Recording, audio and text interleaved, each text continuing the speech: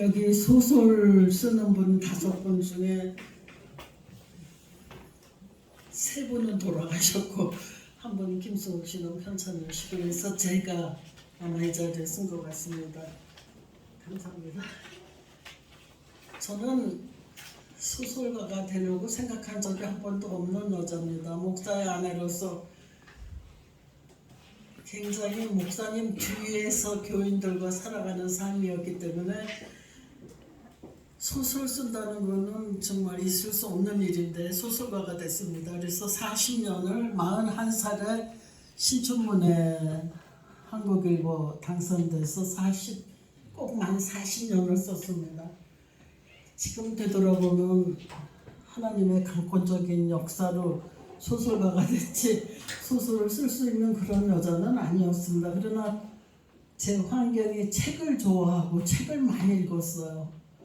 그리고 일기를 쓰고 그리고 조금 날카로운 시선으로 보고 하나님께서는 그걸 보시고 저를 택하셔서 소설가를 만들어 세워놓으셨는데 훈련을 받지 않았기 때문에 물론 제가 동문학을 서울대학에서 공부하긴 했지만 그저 뭐 슐러니 괴테니 그 유명한 작가들 책들만 공부했지 본격적으로 작가 훈련을 받은 적이 없었습니다. 그런데 하나님께서는 저를 일단 등단시켜 놓으시고 10년간 굉장히 훈련을 시키셨어요. 그때 제가 등단한 1981년도부터는 기독교 계통의 잡지들이 많이 나오고 신문도 나오고 막 그랬습니다. 그러니까는 지면이 굉장히 많았어요.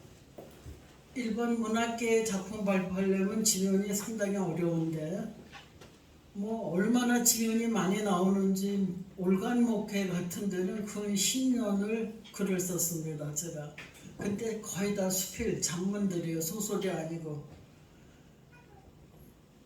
그렇게 해서 쓴 작품들이 이제 책이 그게 나오니까 많이 팔리더라고요. 특히 올간 목회에서 나온 거는 그 사모가 선자리는 아름답다. 목사 부인들이 보는 핸드북을 연재하는데 상당히 많이 팔려서 그 소설보다 더 많이 팔려 베스트셀러로 교보문고에 막 오르고 그러더라고요.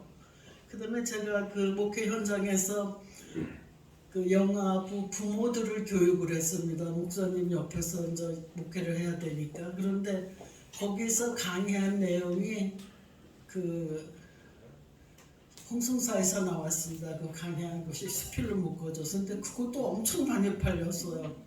그래서 지금까지도 그 책을 찾는 사람들이 있어요. 그 정도로 그 많이 팔린 그런 잡문 훈련을 10년을 시키셨습니다. 그런데 감사한 게 제가 남편을 따라 미국으로 목회를 가고 그 조국을 떠나서 한국을 떠나서 다른 나라로 간다는 건 굉장한 불행인데 비극이죠. 근데도 여기 새가정 같은 데서 그 장대 위에 달린 여자란 장편을 연재하게 하고 또 국민일보에서도 3년간 바람바람 새바람 대하소설을 연재하게 하고 또 창조문예에서는 4권이나 되는 장편을 연재를 했습니다. 그리고 기독신보에도 그 보수교단의 신문에서 저를 소설을 이브의 깃발이라는 소설을 연재하게 해서 주로 목사로서 그냥 교회에 있으면서 이렇게 글만 쓰는 그런 여자라 이렇게 단상했으니까 많이 떨리네요. 말을 많이 안 하고 그냥 늘 뒤에만 있었는데 그런데 목사 안에는 상당히 집필하기 어렵습니다. 글쓰기가. 저 새벽기도 나가야죠. 모임 많죠. 쫓아다니면서 신방해야죠. 그러니까는 저는 이제 그 현장이 전부 제 길거리가 됩니다. 그 사람들을 돌보면서 이 사람은 이렇게 글을 쓰면 참 좋겠다. 그래서 소설로 단편을 써서 내놓으면 우리 교인들이 읽고 자기 얘기인지 몰라요. 그래서 지금 요즘 유튜브에 제 단편이 한 5,000명이 들어와 있는 중에 황홀한 아들이라는 그런 단편이 있습니다. 근데 저는 그걸 보고 놀라는 게 거기 나오는 4 여자가 전부 제 목회 현장의 문제 여성들이거든요. 근데 그거 재밌게 읽고 자기 얘기인 줄 몰라요. 그러니까는 이 소설이라는 게 문학하고의 그 연결성을 하기 때문에 그 문학의 플로트에서 작품이 나가니까는 내용은 그런 내용인데 이해를 잘 못하고 재밌다고 막 재밌게들 읽고 그래요. 그래서 이 문학이라는 게 간접 문학을 하지 말라고 사람들이 야단을 치르는데 간접 문학이 아닌 이런 문학과 결합해서 문학의 형식, 문학의 그 표현, 문학의 그 플로트 그런 걸로 써서 됐더니 굉장히 그 반응이 좋더라고요. 그래가지고 굉장히 그 집필이 어려운데 작품을 쓸 때 교인들을 소재로 해서 그 교인들을 소재로 해서 그 쓴 작품들이 거의 다예요.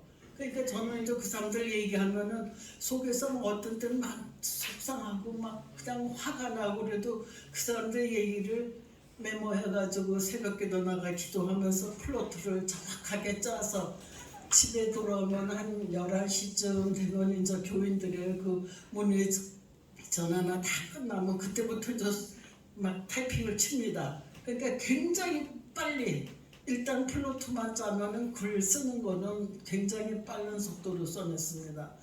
그래서 사실 바람바람 새바람을 매일 국민일보 연재할 때 박한서 선생님이 저한테 너 그거 못한다. 네가 목회 현장에서 목회하면서 어떻게 매일 글을 쓰느냐. 안 된다 안 된다 너 죽어 그러다 죽어 자꾸 그러는데도 3년을 연재를 했습니다. 그거를. 그래서 지금 생각하면 참 이게 하나님이 나를 도우셨구나 하는 생각을 합니다. 그런데 이 목사 3호의 자리가요. 사실은 글 쓰는 재료를 얼마든지 모을 수 있습니다. 거기서 우리 교인들을 신방에서 보면은 자기 조상들의 얘기를 많이 해요. 자기 조상들은 어떻게 예수를 믿었다.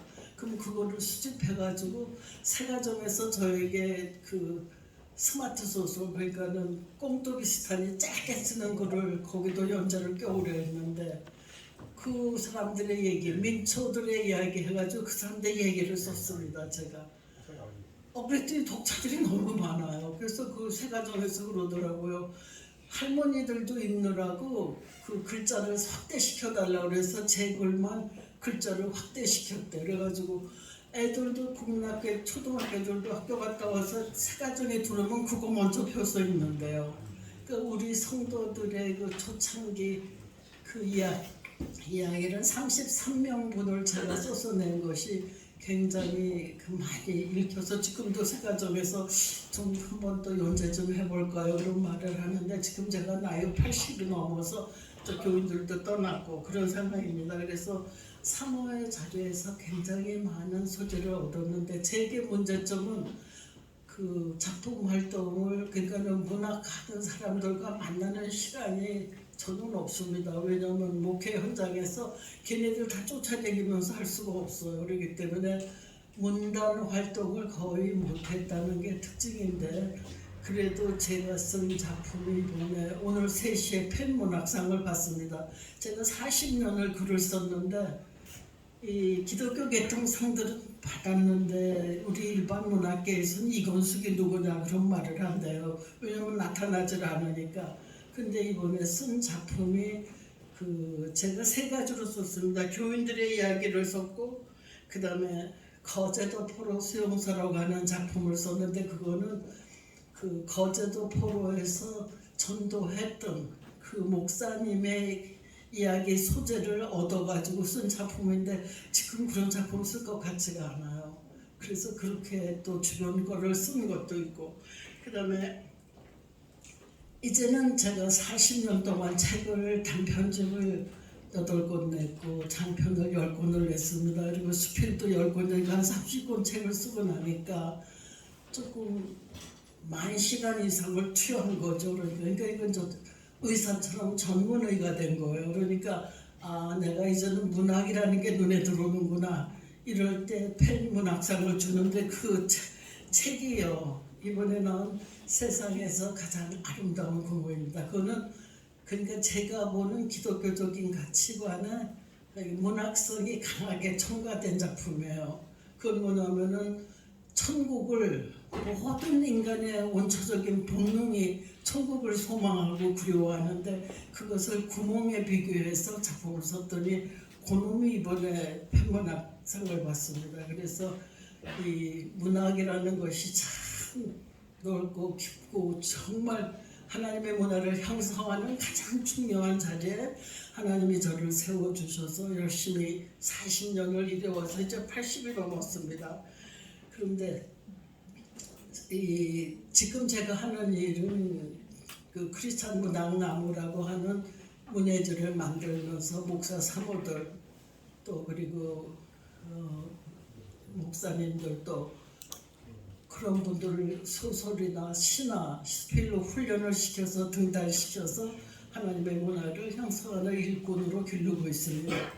그리고 제가 지금 여기 모인 분들에게 여기 목사님들 다 장로님들 그러시는데 사모에게도 저처럼 그 특별한 취미를 가지고 갈 수 있는 그 길이 있으면은 시켜주시는 게 좋습니다. 왜냐하면은 그 어려운 목회 얼마나 힘들어요. 그 목회 현장에서 나를 건질 수 있는 유일한 어떤 탈출구가 아니었나 생각해서 여러분들 돌아가시면 사모님들이나 또 이렇게 너무 일이 많은 분, 특별히 제가 글을 가르치다 보니까 그 우울증에 걸린 사모들이 와서 많이 치유를 받아요. 그렇기 때문에 이 글 쓰는 것은 굉장한 그 치유의 길도 되는구나 하는 것을 느꼈습니다.